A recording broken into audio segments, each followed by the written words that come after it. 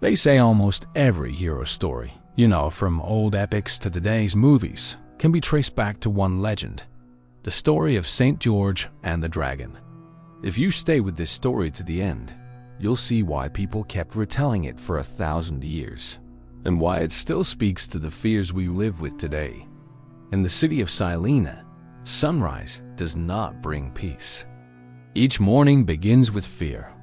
Outside the walls, there is a lake so toxic that animals die when they drink from it. Near that lake lives a dragon. It is huge, like a moving tower, with rough, bronze-colored scales and torn wings. Its breath burns crops, kills animals, and turns green fields into gray dust. At first, the people tried to buy safety by feeding it 2 sheep every day. But sheep do not last forever. When they ran out, the city leaders made a terrible choice. They began to draw names from a box, 1 person each day. That person would be taken outside the walls and tied up for the dragon. The monster did not care who it ate, rich or poor, men or women, even children. The city marked each death with a cut on the gate. By the time our story begins, the marks were in the hundreds. One morning, the name that came out of the box was the king's daughter. The people dressed her in plain clothes and led her out at dawn. No one tried to fight. No one took her place. Fear had worn everyone down. The city was trapped by its own choices and too scared to break them. On that same road, a traveler arrived. His name was George. He was born in Cappadocia, in what is now Turkey. He served as a soldier in the Roman army. He was also a Christian at a time when being Christian could get you punished or killed. He was not wearing bright armor or riding a perfect white horse. He looked like a tired soldier on a long trip. When George saw the princess crying and the people walking in silence, he asked, "What is happening?" They told him about the lake, the dragon, the sheep, the lottery, the long list of dead. They thought he would turn around and leave. Instead, no. This is wrong. Evil does not get to charge you a fee every day for the right to live. The princess begged him to go. "Save yourself before the dragon comes," she said. George stood his ground. His faith told him that even the worst evil can be faced and beaten. George rode toward the lake. The dragon rose up and roared. Fire poured from its mouth, and the heat shook the air. George's horse tried to pull away. His shield cracked under the blast. It looked like he would be burned alive. But he pushed forward and waited for the moment when the monster opened its jaws to bite. Then he aimed not at the hard scales, but at the soft place inside the mouth. He drove his spear up through the roof of the mouth. The dragon thrashed and slammed its tail into the ground like a battering ram. Poison blood splashed the earth and burned the grass. George did not finish the kill. Not yet. He called to the princess, "Give me your belt." She took off her silk belt and threw it to him. He looped it around the dragon's neck. To everyone's shock, the monster went quiet. It followed the princess like a trained animal. This small, simple belt, something anyone might wear, now held a creature that had ruled the city with fear for years. People loved this part of the story because it carried a clear message. Strength is not only about force. Faith and virtue can guide strength. A thin line of trust can lead even the biggest danger where it needs to go. George and the princess walked back to the city with the dragon behind them. The same people who had sent the princess to die watched her return, leaving their enemy. George spoke plainly. "If you want to be free of this monster for good, turn to God. Be baptized. Leave the old ways that brought you here." The king agreed at once. The people did too. Many were baptized that day. Some versions say they used water drawn from the same lake that had caused so much death, as a sign that what once brought harm could become a source of healing. Only after the people made their choice did George end the fight. He took his sword and killed the dragon. The body was dragged outside the walls, burned, and buried. Later, a church was built on that spot, and a spring of clear water flowed there.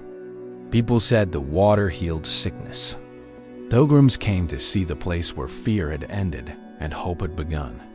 Now, most stories would end with a wedding, gold, and a happy night living in a castle. Not this one. The king offered George money, honors, even marriage to the princess. George refused all of it. He said, "Use your wealth to care for the poor. Build a church larger than your palace so everyone sees where true power belongs. Protect travelers and priests crossing your land so the faith can spread in peace." Then he left the city as quietly as he had arrived. No parade, no throne, just purpose. People did not keep this story to themselves. They repeated it across countries and centuries. They added details and made changes, as people do. Over time, artists painted George with bright armor, a white horse, and a red cross on his shield. The simple soldier became a model knight. The princess became more than a victim. She became a witness who helped convert a whole city. The dragon became more than an animal. It stood for whatever a culture feared most at the time. In one age, people saw it as a sign of the devil and sin. In another age, they saw it as famine or disease. Later, some saw it as greed, war, or corruption. The story kept changing shape so it could speak to new ears. The timing also mattered. In the 12th and 13th centuries, during the Crusades, knights wanted a heavenly protector who looked like them, armored, on horseback, fighting for what they believed was a holy cause. They shouted George's name in battle. Around the same time, a famous collection of saint stories called the Golden Legend spread across Europe. It told George's story in a way people remembered and repeated. With the printing press, it reached even more readers. George went from a local martyr to one of the most famous saints in the world, known above all as the Dragon Slayer. People also read the story like a picture with hidden meanings. The city stood for humanity, weak and afraid. The dragon stood for evil in all its forms. The princess stood for the church, waiting for rescue and then helping lead others to faith. George stood for Christ, or at least for a follower acting in Christ's spirit, brave, self-controlled, pure in motive. Even the silk belt mattered. It symbolized faith, a small, simple thing that can guide great power and turn danger into something that serves the good. As the centuries passed, artists kept the story alive in new ways. Painters showed the struggle with dramatic light and movement. Sculptors gave George a face you could recognize, sometimes calm, sometimes young and unsure, but still brave. In modern times, the Red Cross of St. George shows up on flags and sports crests. Awards and honors use his image to suggest courage and service. The story stayed in people's eyes and on their walls, not just in books. What about the history behind the legend? Most historians agree there was a real George. He was a Roman soldier, likely born in Cappadocia, who was killed around the year 303 for refusing to give up his Christian faith during a time of persecution. The part about the dragon came later, first written down many centuries after his death. So no, George did not fight a literal dragon. But the legend took the courage of a real martyr and wrapped it in a story people could remember, share, and learn from. Why does it still matter? Because the heart of the story is simple and strong. Appeasing a problem rarely works. Silene tried to pay off its fear with sheep and then with people, and the hunger of fear only grew. At some point, someone has to say enough and face the danger. The story also shows the power of symbols. A belt, a pool of water, a knight who walks away from wealth. These are images that teach. They tell us what we should value and how we should live. And the story reminds us that every age has its own dragon. Today our dragons may be lies that spread faster than truth. They may be hate, greed, or systems that crush the weak. They may be the constant noise that steals our attention and our peace. The lesson is not to run. The lesson is to ride toward the problem, find the weak spot, use courage and faith, and lead the fear by a small, steady line until it can be ended. The legend also traveled across cultures in its own special ways. England chose St. George as its patron. His red cross is on the flag. In Catalonia, people celebrate his day with roses and books, turning the rescue of a princess into a celebration of love and learning. In Georgia, the country, his cross is honored, and in Ethiopia, icons show him on a horse that sometimes even has wings, pointing to victory that comes from heaven.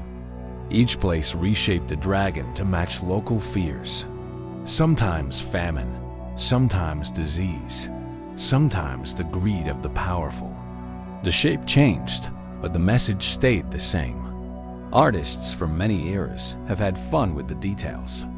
Some show the dragon as a wild, dangerous beast. Some make it look almost bored, as if evil has become routine and needs to be challenged again.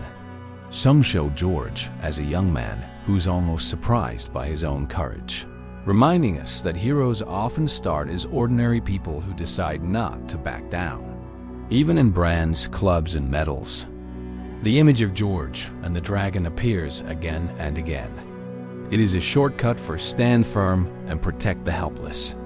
So what do we take from this today? 3 clear ideas. First, paying off a problem does not fix it.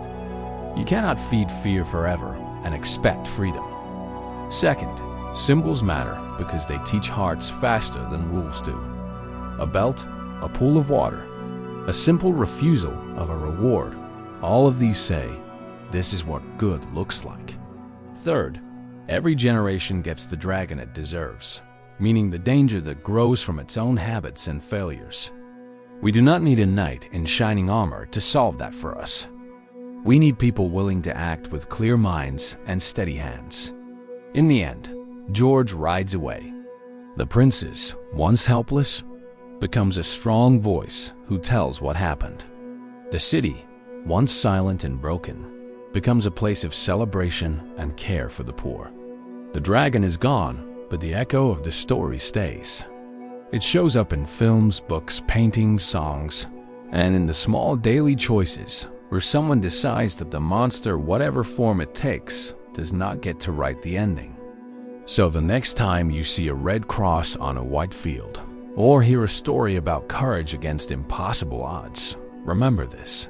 Behind that simple sign is a deep and flexible story about standing up when the numbers say you will lose.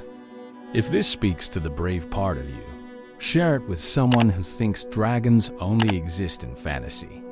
Tell them that sometimes dragons live in councils, offices, and codes that run in the background of our lives, and they can still be defeated. Keep your courage ready. Keep your faith close. You may meet both sooner than you think.